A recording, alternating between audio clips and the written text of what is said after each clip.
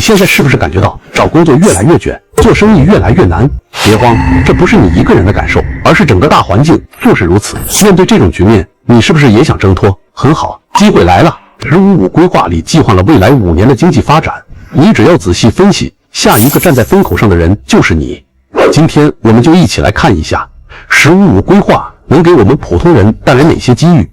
说实话，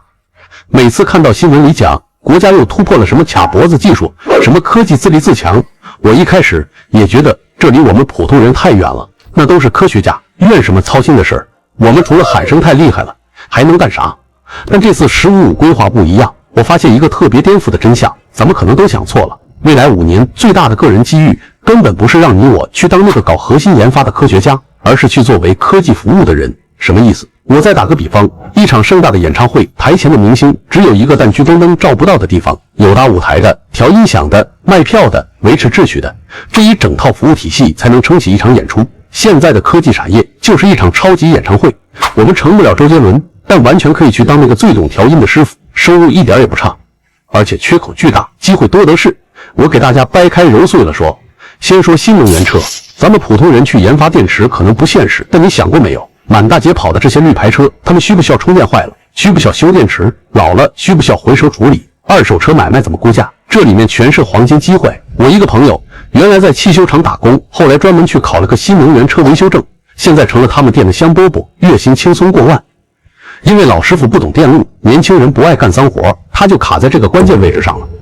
还有充电桩，现在政策鼓励小区商场建，你去加盟的品牌做运营维护，或者干脆自己投几个桩，就像早年开加油站一样，这是个稳稳当当的生意。再说个听起来更科幻的，低空经济，也就是无人机、送货载人飞机那些。咱们造不了飞机，但你需要人去开，去规划航线，去保养维修吧。现在考一个无人机驾照，就跟当年考汽车驾照一样，花1-2个月时间，投入万把块钱就能入行。云南那边已经有哥们儿组了个无人机小队，专门给农田撒农药，1年下来收入非常可观，人家管这叫空中农机手。这工作不受学历限制，就看你的操作手艺和责任心，是不是一下子就觉得门槛低多了？还有人工智能，别被这个词吓到，不是非得会写代码才能搞 AI， 现在很多公司都需要一种叫提示词工程师的人，就是你怎么跟 AI 聊天才能让它写出好文章，生成好图片，这更像是一种沟通技巧，语文好有网感的人反而有优势。还有 AI 数据标注，简单说就是叫 AI 认东西，比如在一张图里把猫啊狗啊框出来，这工作甚至可以在家完成。这些岗位正是 AI 大爆发背后不可或缺的螺丝钉，需求量极大。我说这么多想表达什么呢？就是希望大家别再觉得国家大事高高在上了，“15+5”规划里写的这些宏大目标最终都会落地的，一落地就需要千千万万的普通人去支撑，咱们的机遇就藏在这些支撑性的服务岗位里，他们门槛相对低，好上手，而且因为和前沿科技绑定，薪资和发展都比传统行业要好。最关键的是，它给了我们一种新思路，改变命运未必要去挤破头当主角，成为一个专业的不可或缺的配角，同样能活得非常精彩。除了就业，你是不是也怕生了孩子养不起，父母老了照顾不过来，自己生病失业更是难受？但你可能没想到，这些让你头疼的麻烦事儿，恰恰是国家在“15+5”规划里最舍得花钱的地方，更是一片隐藏着巨大机会的蓝海。所谓投资于人，简单说就是国家要把更多真金白银花在解决老百姓的实际生活难题上，而这背后正催生着一系列新的产业和就业机会。先说说让很多年轻人焦虑的生不起养不起问题，国家已经明确要大力发展普惠托育服务体系，目标到2025年每千人口拥有3岁以下婴幼儿，托位数达到4.5个，新增普惠性托位66万个。这意味着什么？意味着社区托育单位办家庭托育点会像雨后春笋一样冒出来，除了需要大量的育儿师、托育机构管理者，还会带动相关产品开发、智慧托育平台运营等岗位。比如哈尔滨市通过医育结合模式，将儿童保健与托育服务结合，为发育迟滞等特殊婴幼儿提供康复课程，这就创造了既有医疗知识又懂幼儿教育的复合型岗位。如果你有耐心，喜欢孩子，参加短期培训，考取保育员证，就能进入这个需求旺盛的行业。再看养老压力，中国60岁以上人口已超过3.1亿，老龄化程度持续加深，国家正全力发展银发经济。这不仅包括传统的养老机构护理员，更延伸出适老化改造顾问、老年旅游规划师、智慧养老产品体验师等新角色。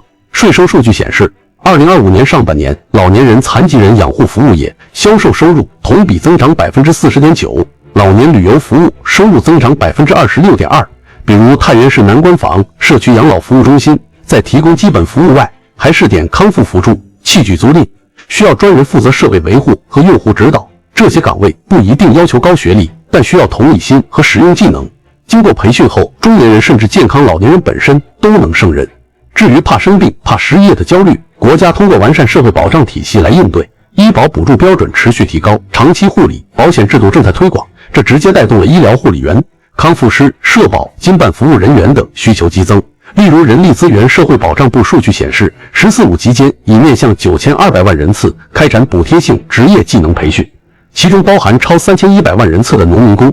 如果你参加护理培训，取得证书后，可以在社区健康中心康复机构找到工作。这些岗位稳定性高，且随着经验积累，收入会明显提升。更重要的是，这种投资于人的思路，它正在改变传统的商业逻辑。它意味着商机不再只存在于高科技领域，而是藏在我们日常生活的痛点里。比如社区长者食堂的运营者需要懂餐饮管理，还要了解老年营养学；智慧养老平台的数据分析员要能解读老年用户行为数据，以优化服务国家推动投资于人。本质上是通过政策引导，资源流向这些民生短板，为创业者和社会资本指明了方向。当你发现身边很多人都在为同一件事发愁时，那里往往就孕育着一个未被充分开发的市场。所以下次再为生活压力烦恼时，不妨换个角度思考，这个痛点背后有什么需求，我能提供什么解决方案。无论是参加职业技能培训、侵入新兴行业，还是发现细分市场机会自主创业，你都能从被动的抱怨者转变为主动的参与者，搭上这班以人为核心的发展快车。咱们上面聊了这么多宏观的趋势，但是最后咱们一定得落地。就说对你我这样的普通人来说，具体能做点啥？我把它总结成了咱们个人和家庭能把握的3张支票，和投资者可以参考的2张地图。你听听看，是不是这个理儿？先说这3张支票，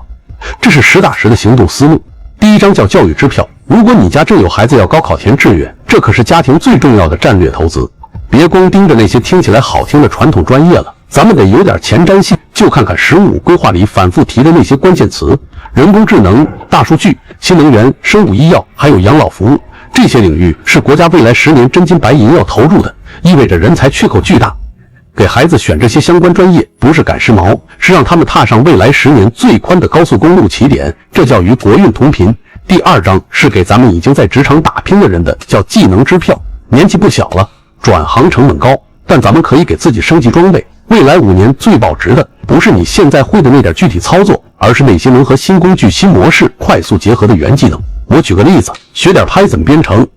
它就像是新时代的 Office 软件，能让你处理数据的效率翻倍。再比如练好视频剪辑和内容创作，这是无论哪个行业都需要的表达能力。还有千万别畏惧 AI 工具，去学怎么用好它们，让它成为你的超级助理，帮你写文案、做 PPT。这些技能投资比啥都靠谱，是在给你自己构建谁也抢不走的护城河。第3章特别实在，叫副业支票，怎么把趋势变成你钱包里多出来的收入？你看，低空经济来了，你不需要去造无人机，但你可以去考个飞手证，兼职帮人做做农田喷洒、电力巡检，这就是一门好副业，引发经济潜力巨大。你不需要开养老院，但可以周末去社区教教老人们怎么用智能手机，怎么网上挂号，或者组织他们周边游，这都是解决痛点、创造价值的机会。做副业，别把自己累死累活当廉价劳动力，要动脑筋把你的服务产品化，争取有一天能实现税后收入。好说完了实干，咱们再聊聊钱生钱的2张地图。注意啊，这只是我个人的思路，分享绝不是投资建议，市场有风险，你得自己判断。如果你追求稳健，不想天天看盘操心，那稳健地图就是关注那些代表着国家战略方向的指数基金，比如科创50、高端制造、新能源车这类 ETF。你买的是整个行业的平均增长，相当于打包买了一篮子未来之星省心，也分散了只投1、2家公司的风险。